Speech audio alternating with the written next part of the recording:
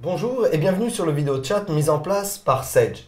Un vidéo chat dans lequel nous allons vous donner les clés vous permettant de comprendre le contexte et les enjeux de la nouvelle norme que l'on appelle SEPA. Tout au long de celui-ci, n'hésitez pas à poser vos questions.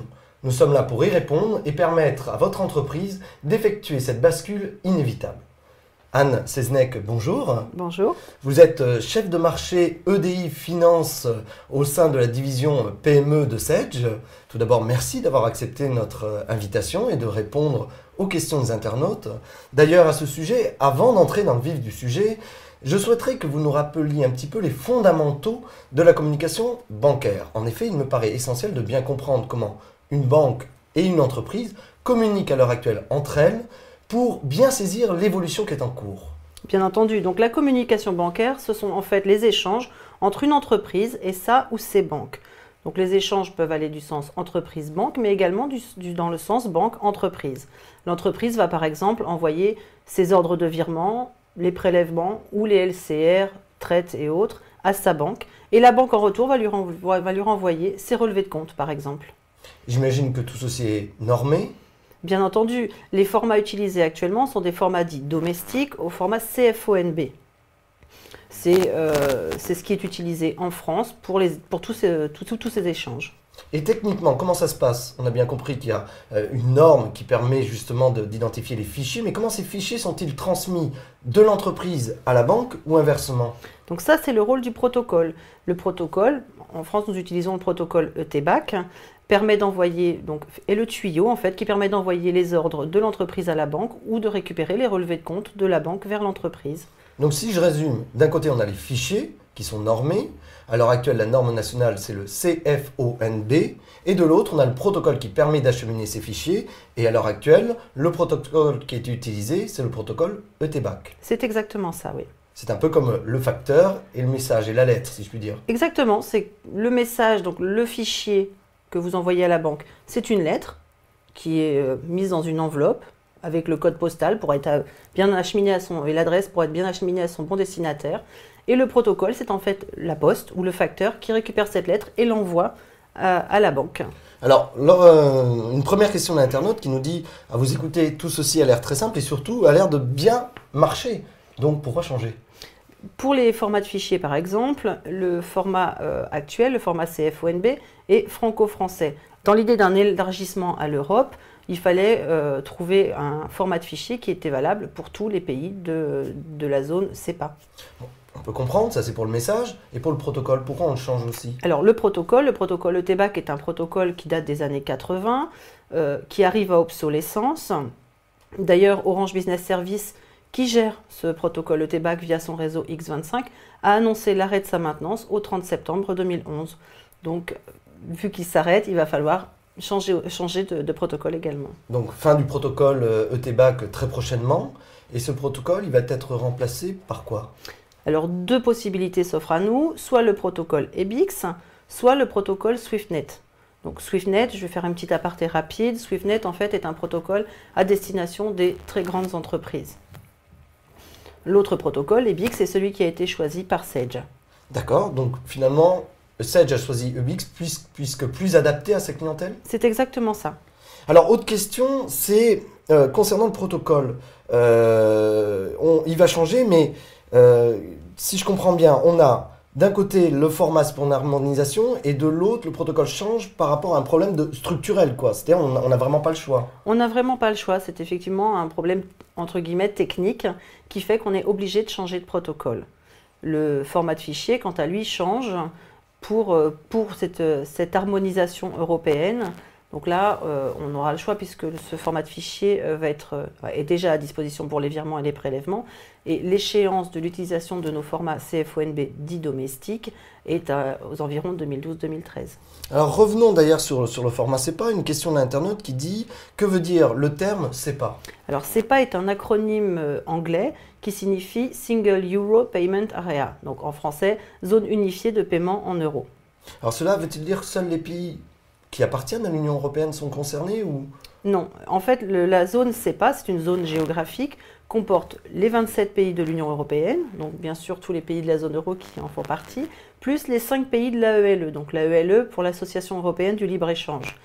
Dans cette AELE, nous avons par exemple le Liechtenstein, l'Islande, la Norvège et la Suisse, auquel il faut encore ajouter le Monaco, qui est le dernier à s'être rajouté. Sauf erreur de ma part, parmi les pays que vous avez cités, je prends l'exemple de la Suisse, ils n'ont pas comme monnaie l'euro. Comment ça se passe pour eux alors? Alors, ils peuvent utiliser les formats CEPA dès lors que les échanges faits, donc les échanges bancaires faits, sont en devise euro. Donc, ici, dès lors qu'ils utilisent la devise euro, ils peuvent utiliser également les formats de fichiers CEPA. Alors, pas mal de réactions sur le net. Et une question qui est récurrente, c'est effectivement quand est-ce que les entreprises doivent opérer ce changement? Alors, deux choses. Pour le protocole, comme je vous l'ai dit tout à l'heure, Orange Business Service a annoncé l'arrêt de la maintenance de ETBAC au 30 septembre 2011. Donc, changement de protocole avant le 30 septembre 2011. Pour ce qui est des formats de fichiers CEPA, on a jusqu'à 2012-2013. Donc, on a une urgence, c'est le protocole, pardon. Et puis, on a un délai supplémentaire, c'est de changer la norme, passer du CFONB au CEPA. Donc, deux étapes, je serais tenté de dire. Alors, dans la méthodologie, comment on fait? On prépare sa société à changer de protocole dans un premier temps, puis dans un deuxième temps, on la prépare à changer de norme, de fichier, ou bien est-ce qu'on fait simultanément le changement, la bascule? Alors, comme vous l'avez souligné, François, effectivement, on a deux étapes possibles. Ça va dépendre en fait de l'organisation de l'entreprise. La recommandation que je donnerais, ce serait de faire les deux changements en même temps. Pour une raison toute simple, c'est que l'utilisateur qui va faire le changement, enfin qui va vivre ce changement, va sans doute préférer vivre un seul changement, c'est-à-dire et le protocole et le format de fichier, plutôt que de changer en deux étapes qui vont faire changer une méthode de travail une fois et revenir ensuite sur un deuxième changement. Alors, en parlant de changement, nous avons une question d'un internaute qui dit la chose suivante. Si j'ai bien compris, la norme CEPA va permettre des échanges bancaires à travers l'Europe. Mais voilà, moi, je ne fais du commerce que sur un territoire national. Je ne suis pas donc enclin à changer. Que peut-il m'arriver? Et ce qui peut arriver à cet internaute, c'est tout simplement que la liaison entre son entreprise et sa banque soit rompue. Prenons l'exemple d'une entreprise qui envoie les paiements de ses salariés à sa banque via ETBAC actuellement. Si elle ne change pas son protocole, au 30 septembre, elle ne pourra plus faire les virements de manière automatisée à sa banque. Si je comprends bien, ce que vous êtes en train de nous dire, c'est qu'on n'a pas le choix. Non, effectivement, on n'a pas le choix. Dans un premier temps, effectivement, on n'a pas le choix pour changer le protocole. Et de toute façon, on n'aura pas le choix de changer de format de fichier, puisque l'Union européenne nous impose les nouveaux formats de fichier pour, je vous dis, 2012-2013. Alors si on n'a pas le choix, j'espère qu'il y a tout de même des avantages. Mais bien sûr. Alors d'abord, pour ce qui est des fichiers CEPA, les avantages sont assez nombreux. Le premier est un avantage de gestion de ces virements, enfin de ces flux. Puisqu'en fait, que vous fassiez un virement de Paris à Toulouse ou de Paris à Madrid, la durée de traitement sera la même. Je m'explique un petit peu. Auparavant, vous faisiez Paris-Toulouse, c'était un virement domestique. Voilà, ça se gérait en 2 jours, 3 jours. Vous faisiez Paris-Madrid, c'était un virement international, et là, c'était une dizaine de jours. Avec les virements en format CEPA, Paris-Toulouse ou Paris-Madrid, c'est la même chose, c'est 3 jours pour l'instant, et à terme, donc 2012-2013, au moment où ces formats deviendront obligatoires, on passera sur une journée de traitement. Donc gain de temps pour les entreprises. Gain de temps. Après, je vous ai dit que Paris-Madrid, c'est de l'international, donc un virement international, donc un coût plus élevé qu'un virement domestique. Demain, avec le CEPA, ce sera l'équivalent d'un virement domestique, donc des coûts moins élevés pour les entreprises qui travaillent à l'international. Donc gain de temps, gain d'argent, oui. Donc plus de productivité pour les entreprises. Exactement, c'est tout à fait ça. Y a-t-il d'autres avantages? Oui, bien sûr, ne serait-ce qu'au niveau du protocole, par exemple. Le protocole ETBAC nécessitait l'utilisation d'un modem et d'une ligne téléphonique dédiée pour pouvoir fonctionner. Bien entendu, une ligne téléphonique pour toutes ces banques. On n'avait pas une ligne téléphonique par banque. Le protocole EBIX demain, aujourd'hui même, parce qu'on peut déjà l'installer, ne nécessite qu'un accès Internet. Comme on sait que 97% des entreprises françaises sont équipées d'Internet, vous comprenez aisément que c'est beaucoup plus facile de gérer un protocole EBIX. Donc bénéfice technique pour les entreprises. Bien sûr. Je crois savoir aussi qu'il y a enrichissement avec la norme CEPA des fichiers. Tout à fait. En fait, les fichiers CEPA sont des fichiers qu'on appelle à format variable. dans lequel on peut renseigner des informations complémentaires qu'on ne pouvait pas avec les anciens formats CFONB. Par exemple, on va prendre l'exemple d'une facturation. Je fais une facture pour un fournisseur dans mon logiciel de gestion commerciale. Je mets une référence, je détaille par exemple ce qu'il y a en zone référence, je détaille ce qu'il y a dans ma facture, ou je donne un détail précis qui est propre à mon entreprise. J'envoie les informations de paiement liées à cette facture dans ma comptabilité, puis dans mon logiciel de moyens de paiement. Lorsque j'envoie le bordereau de remise en banque au format SEPA à ma banque, ces informations y sont toujours. Lorsque la banque va me retourner mon relevé de compte enrichi, donc merci EBIX, grâce à EBIX, je vais récupérer ces données. Ce qui signifie que lors du pointage de mes comptes, un gain de temps, puisqu'en fait je vais retrouver les mêmes références aux mêmes endroits, et surtout quelque chose de beaucoup plus fiable qu'auparavant. Alors, deux questions sur Internet. La première question, c'est une entreprise qui dit, voilà, si je comprends bien, si je passe de TBAC à EBIX, je dois équiper mon ordinateur d'Internet. Oui, tout à fait. C'est inévitable. C'est inévitable, oui.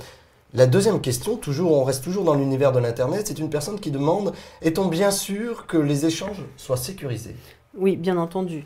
Le protocole EBIX, on va commencer par le protocole. Le protocole EBIX, c'est un protocole dit point à point. C'est-à-dire que les éléments envoyés de l'entreprise à la banque partent de l'entreprise et arrivent à la banque, ne passent pas par des serveurs ou autres sur Internet. D'un autre côté, le message en lui-même est crypté, est un message crypté. Le format SEPA est un message crypté qui se décrypte via des certificats.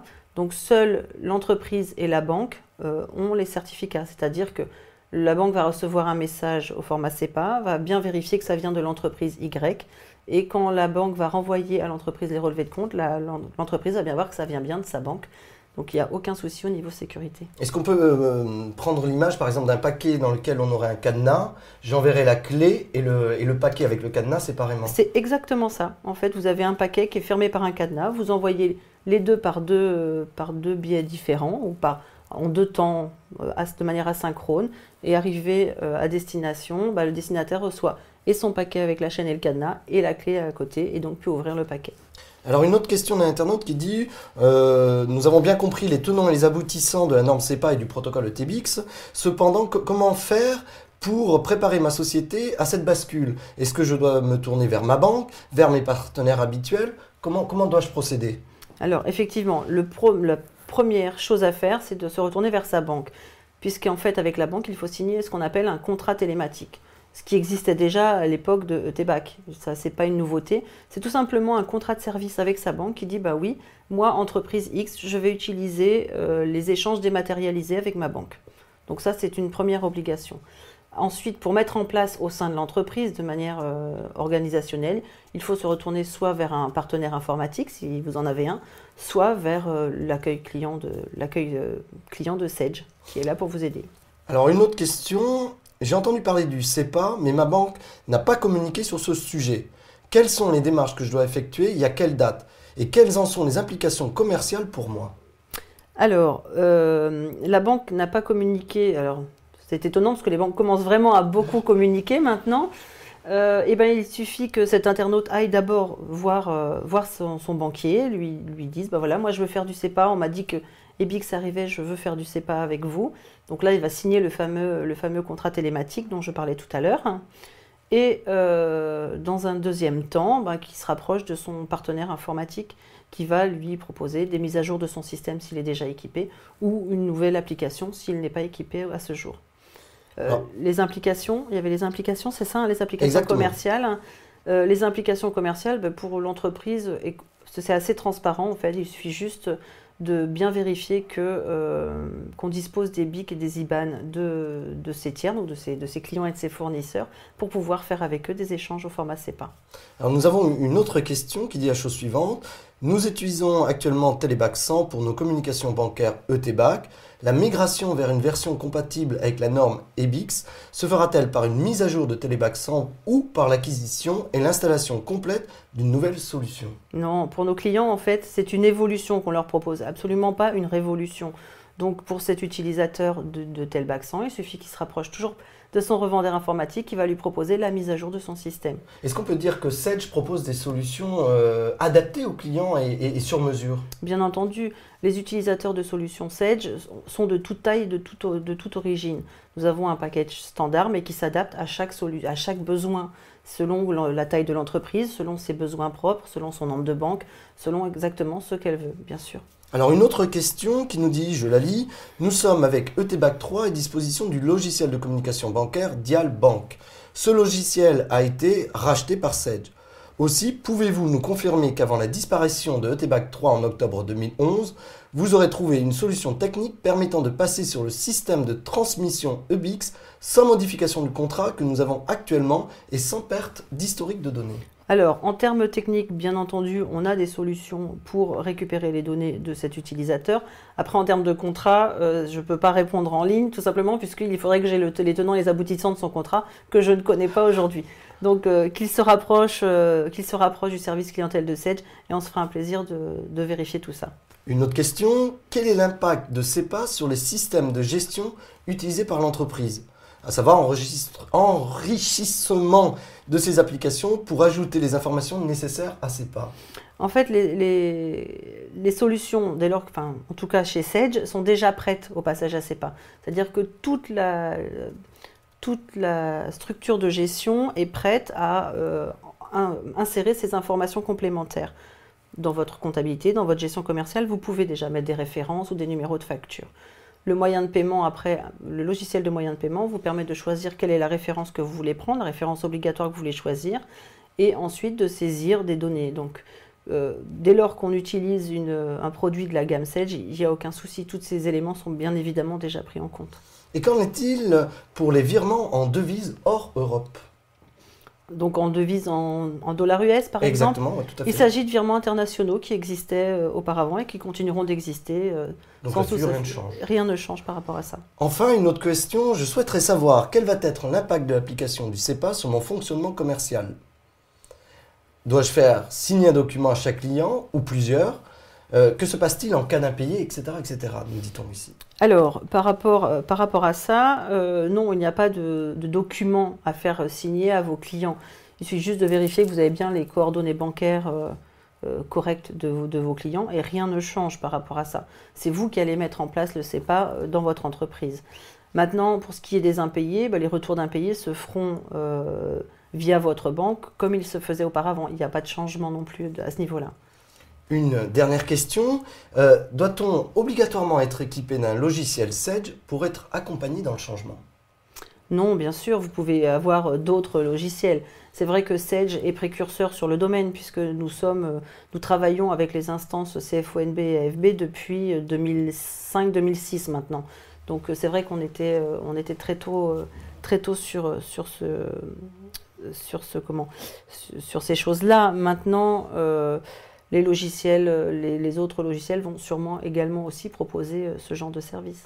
Et enfin, le coût, ça coûte cher la bascule ou pas? Non, alors dès lors que vous êtes équipé déjà de logiciel Sedge, la bascule, vous avez des tarifs d'évolution de vos solutions. Après, si c'est d'autres solutions, il faut acquérir les logiciels. Donc ça a le coût de l'acquisition d'un logiciel de gestion. Anne Sezenek, merci. De rien. Vous l'avez compris, le passage à la norme SEPA est inévitable pour vous, gestionnaires d'entreprise. Alors prenez les devants si vous voulez effectuer la bascule en toute tranquillité. J'espère que nous avons répondu à quelques-unes de vos interrogations et préoccupations. Quoi qu'il en soit, si vous avez des questions, n'hésitez pas à vous tourner vers vos partenaires Sedge ou bien à consulter le site suivant dont voici l'adresse, le www.sedge.fr/PME. Je répète, www.sedge.fr/PME. Il y a aussi un numéro à votre disposition, à savoir le 0825 825 603, 0825 825 603. Merci de votre écoute et à très bientôt.